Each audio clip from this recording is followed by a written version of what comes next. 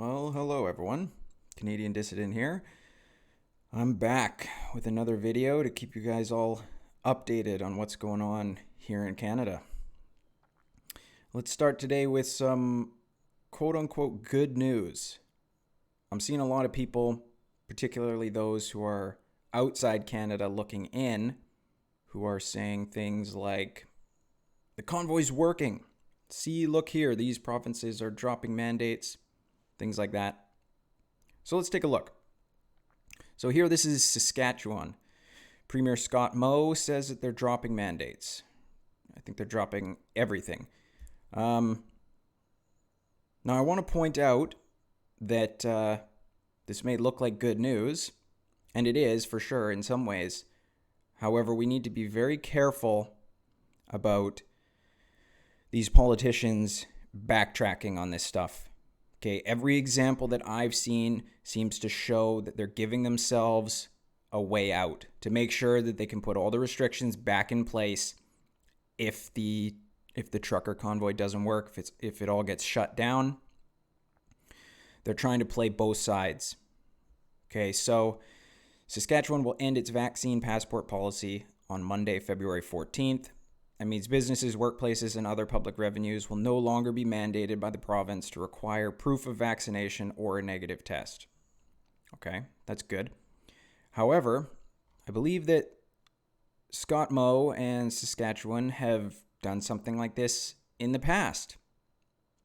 I think that they removed it once.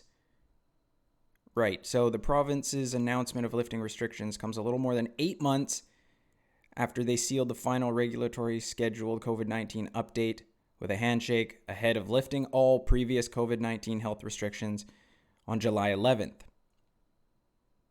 So as you can see, they've done this before, and we ended up right back with restrictions. So we need to make sure that this doesn't happen. These restrictions can never come back. We need to make sure of that. The truckers, the convoy, that's what we need to do. Okay, here's the same thing in Alberta.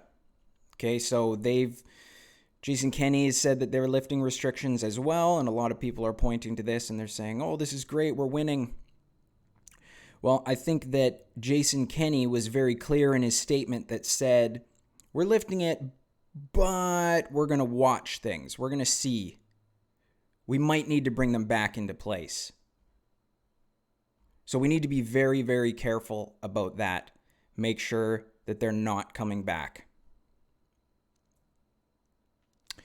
Okay, so in BC, they're not even dropping restrictions. In fact, they're actually adding more. They're adding restrictions to all regulated healthcare professions. They're extending the vaccine passport to June 30th. So unfortunately, it's not all good news, and this protest is far from over, and we're still far from victory, in my opinion. Okay, so let's continue on with the rest of the news here.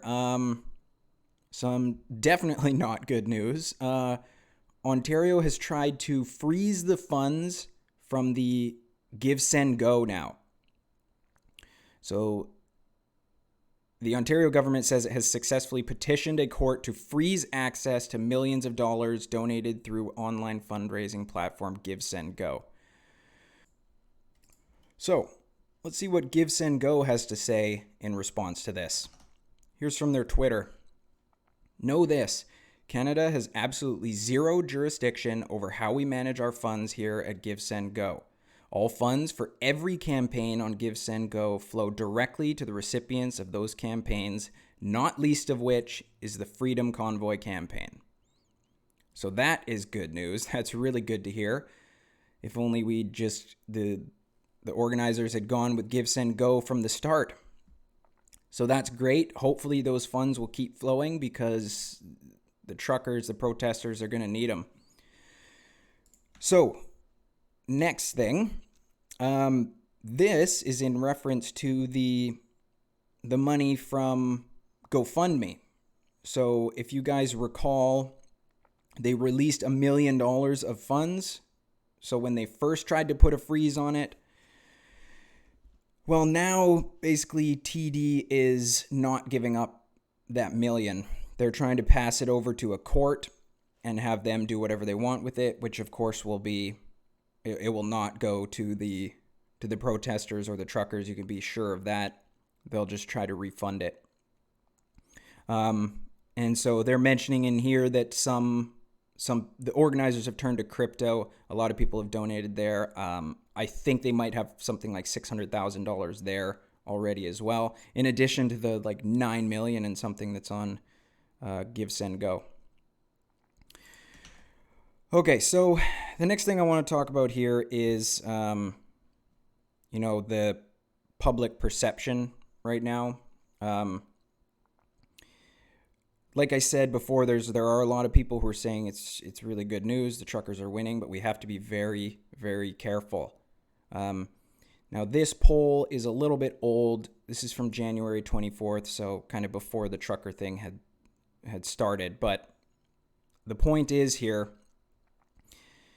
an Ipsos poll published Monday, I guess this was the 24th, and conducted exclusively for Global News showed that 67% want the government to impose further measures on the unvaccinated population, with nearly half of the respondents blaming the unvaccinated for prolonging the pandemic. Now, this is an interesting poll because, I can't say for sure, personally, I have a hard time believing that these people, these 67% who want the government to impose further measures on the unvaccinated, I have a hard time believing that they're just watching the Freedom Convoy and have suddenly changed their opinion. So we have to keep that in mind. There's still a ton of people out there who are just completely buying into the propaganda. Another example of that here is a comment from the R Ottawa subreddit, okay? How to clear out protesters. 1, declare a state of emergency. 2, part of the emergency will be police/prison officials vaccinating everyone that is arrested regardless of crime. 3, announce that police will start arresting people 1 hour after the message goes out. So someone responded to this and said, so you want the police to round up people, put them in holding cells, and then forcibly inject them. Who will be responsible for the complications from said vaccine? And the reply is yes. There are people out there who want to force inject you. They want police to just round up all these protesters, shut it down, and forcibly inject you with a vaccine. There are people out there who want that, and this has 31 upvotes as well in 12 hours. So there are people like this. We have to keep this in mind. Okay, let's see what else is going on. Propaganda still being pushed, still trying to call all the protesters extremists. Every bad word in the book.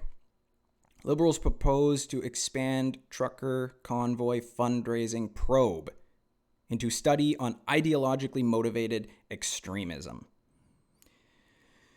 Freedom is extremism now. That's where we are. Now, the other thing I'd like to note is that while they say it's liberals that have proposed this, we need to keep in mind that they are getting full support from the NDP as well. It is not just the liberals who want this. The NDP are not an answer. They side with the liberals on everything. Down here you can see important questions remain about how such a huge sum of money could be raised by anonymous donors and what their motivations were. Maybe their motivations were freedom, because that's what the convoy is about. People are rightly worried about American interference and what sort of standard is applied when donations are accepted, reads a statement from the NDP's public safety critic. So keep that in mind.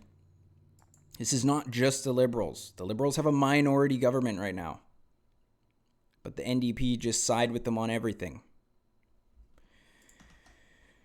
Okay, so what else is going on? Well, Justin Trudeau says that everything is on the table.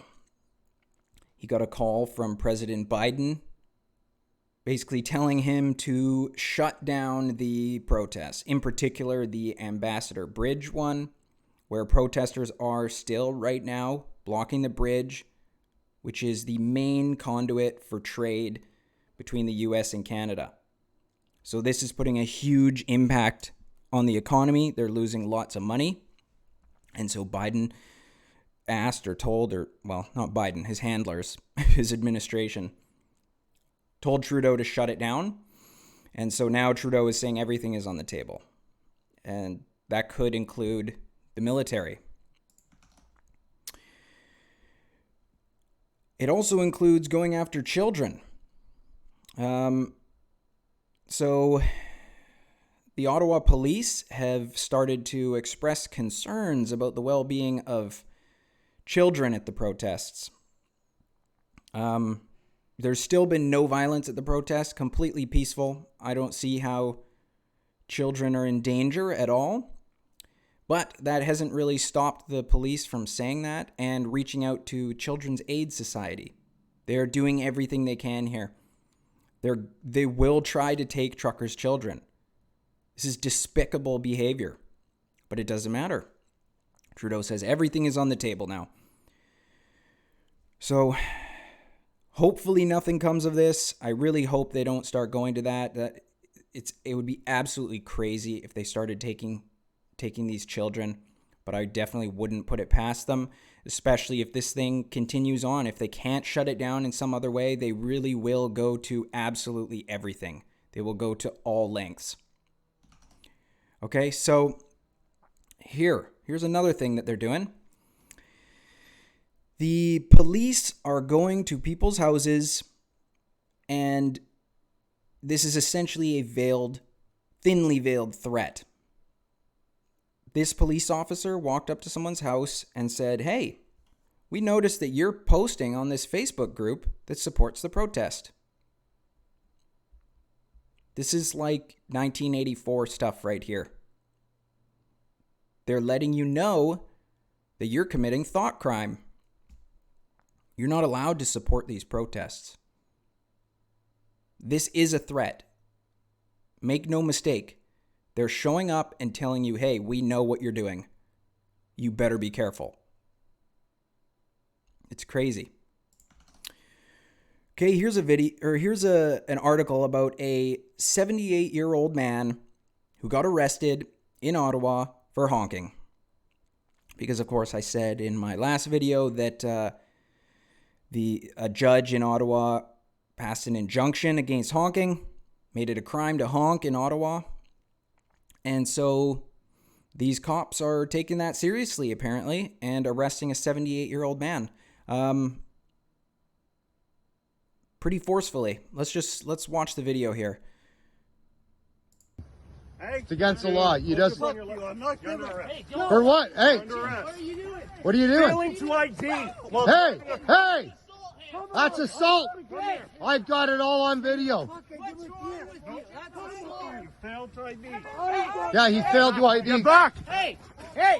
Get back. Stop Get it. back. You get We're back. We're filming. Get back. We're doing our part. Get back. Don't touch me. Who the fuck do you think you are?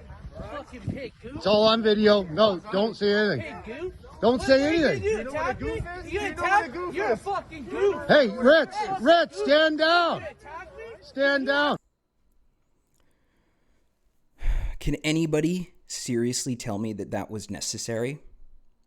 This guy driving through Ottawa probably didn't even know that honking is suddenly illegal. And this is what the cops are doing. It's despicable. These people need to be held responsible. But that's where we are when Trudeau says anything is on the table. Trudeau warns of severe consequences for anti-vaccine mandate protesters who don't stand down. Hey, at least they're calling us anti-vaccine mandate protesters now, instead of just anti-vaccine protesters. This is only going to get worse from here. Trudeau is going to continue to ramp up the pressure. The police are going to keep turning up the heat. Ontario declares a state of emergency, threatening fines and jail time to end the blockade. This is in particular to the Ambassador Bridge, I believe. The province of Ontario has invoked a state of emergency and says it will use the threat of hefty fines, jail time, and vehicle license seizures to end a blockade that has crippled trade between Canada and the United States.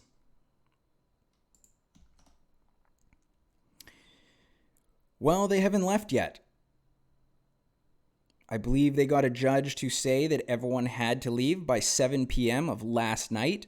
That was Friday. And they did not leave. I saw some live footage from this morning. They're still there. However, you can see the cops increasing pressure big time. The cops have formed a line and they're pushing protesters back. I don't know how much longer they'll be able to stay there. But it's nice to see that they just ignored the threat and actually no arrests came of it. So a bit of a bluff, perhaps. I don't know. We'll see. I think that Trudeau is noticing that he's starting to look pretty bad on the world stage, and so they have to be very careful about how they do this. So here they're starting to clear that bridge. Like I said, they're forming lines, they're pushing back. I do suspect that will be opened at some point. A lot of people don't even know that this was happening. But this blockade is having a huge economic impact, and that's why they went to shut this one down as soon as possible. Okay. Last thing I want to say here. This is an article from the Globe and Mail. The alt-right has weaponized freedom to undermine democracy.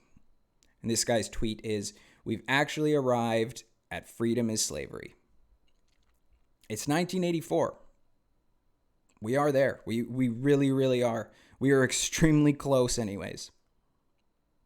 I have another video that I made before this even started about how close we are to 1984, and this guy is absolutely right. And mark my words, freedom is the next word that will be unacceptable. You can see it already. They're trying to tie the word freedom to racism and white supremacy and Nazism and alt-right. Undermine democracy. How does that even make sense? This is the next word that will be unacceptable because they do not want freedom. They don't want you to have freedom. Now, we need to remember what these people are doing. Globe and Mail, this needs to be remembered. Even when all this stuff is over, the protest ends, we need to remember this and hold people responsible. Now, I'm not talking about doxing or doing anything illegal. We need to remember their names and hold them responsible with our wallets. You should not be watching Globe and Mail. Don't give them ad revenue. The propaganda news should not be on in your house. Don't watch it. The towing companies that are deciding to go and tow these truckers, don't support them. This is one thing that separates the left and the right. And there's a good example of this on Joe Rogan's podcast. He had Jack Dorsey on from Twitter, who basically said that what they found was people on the left only follow people on the left. They only look at news on the left, whereas people on the right follow everybody. That's why we end up with all these companies that go super woke, because they've learned that if they side with people on the right, then the left won't support them. Whereas if they side with the left, the right doesn't care. Because the right is not so petty as to try to punish someone for having different opinions. But this is why we're losing. So, like I said, we need to be holding these people responsible. We need to punish them with our wallets. Don't support them. Don't ever use GoFundMe again. Don't donate on GoFundMe. It should never be used. Don't give these media outlets ad revenue. And hold politicians responsible too. Some of these politicians are spreading lies and propaganda. Don't vote for them. Vote for someone else. Or better yet, try to run. Try to run yourself. Run even something small, city council, anything. Just try to run. Get some rational opinions out there. Well, I'm going to keep following this stuff. Hopefully I can get you guys another update soon. And that's it for me this time. This has been the Canadian Dissident.